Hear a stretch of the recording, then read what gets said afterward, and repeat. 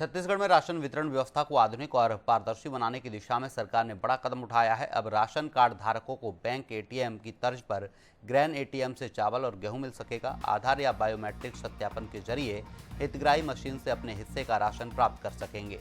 Gran ATM से अनाज की सटीक तौल होगी, जिससे तौल में गड़बड़ी और मानवीय त्रुटियों की संभावना कम होगी। रायपुर, दुर्ग और बिलासपुर में इसकी शुरुआत की गई है, जबकि राजधानी रायपुर के उरला में ग्रैन एटीएम बनकर तैयार हो चुका है।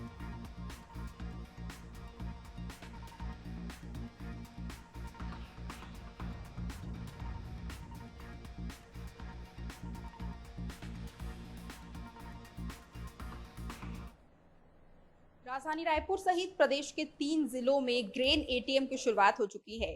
रायपुर में पहला ग्रेन एटीएम बनकर तैयार हो चुका और इसकी शुरुआत भी हो चुकी है। आप देखेंगे कि किस तरीके से ये ग्रेन एटीएम जो है वो बनाया गया है। अब एटीएम के जरिए पैसे पहले निकाले जाते थे, लेकिन अब एटीएम से राशन की सुविधा उपलब्ध होगी। यहाँ पर चावल इससे निकाला जाएगा। यहाँ पर इसके लिए मोबाइल नंबर और राशन कार्ड नंबर अनिवार्य होगा और उसके बाद आपको कौन सा अनाज चाहिए उसका ऑप्शन चूज करना होगा, जिसके बाद यहाँ पर जितनी मात्रा है उस मात्रा में ये जो चावल है वो आपको ये एटीएम निकाल कर देगा।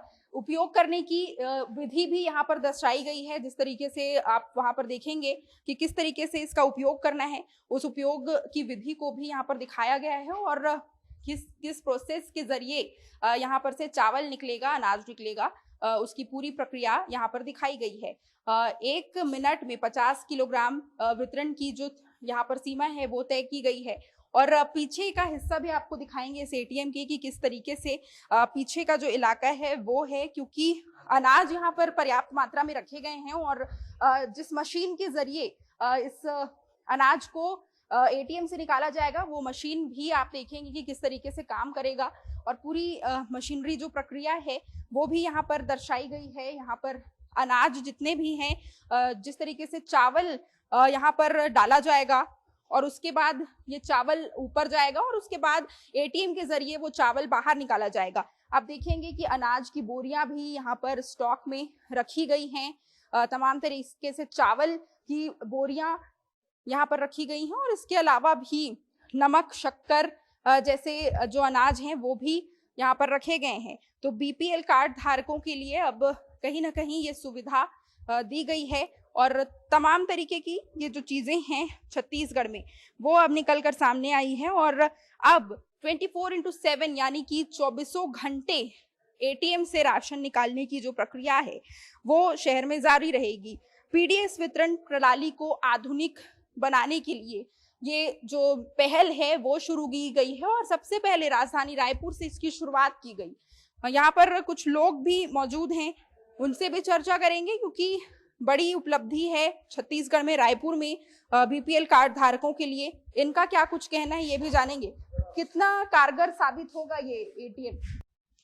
अब हम क्या बताएं जी, जो है अब देखते हैं चालू होने के बाद जो है सुबेरे 24 घंटे यहाँ सेवा है। हम लोग आए हैं, अभी तो कोई समूह वाले आए नहीं है राशन के लिए। हाँ, तो ये एटीएम तो 24 घंटे खुला रहेगा, चालू रहेगा ऐसा कहा जा रहा है? हाँ, 24 घंटे चालू रहेगा, लेकिन अभी तो बंद है, अभी कोई आया नहीं है यहाँ। हाँ, इसके अलावा कितनी सुविधा होगी ग्राम वासियों को, क्योंकि पहले लंबी लाइनों में लगना पड़ता था, अब तत्काल जो है मिल जाएगा? कहीं चावल मिलेगा, सुविधा रहेगा लोगों को। अब जैसे राशन दुकान में जाते हैं 2-2, 3-3 घंटा, 2-2, 3-3 दिन लाइन लगाते हैं, तो उसमें जो है नहीं मिल पाता है टाइम से। इससे सुविधा मिलेगा अगर बराबर चले तो।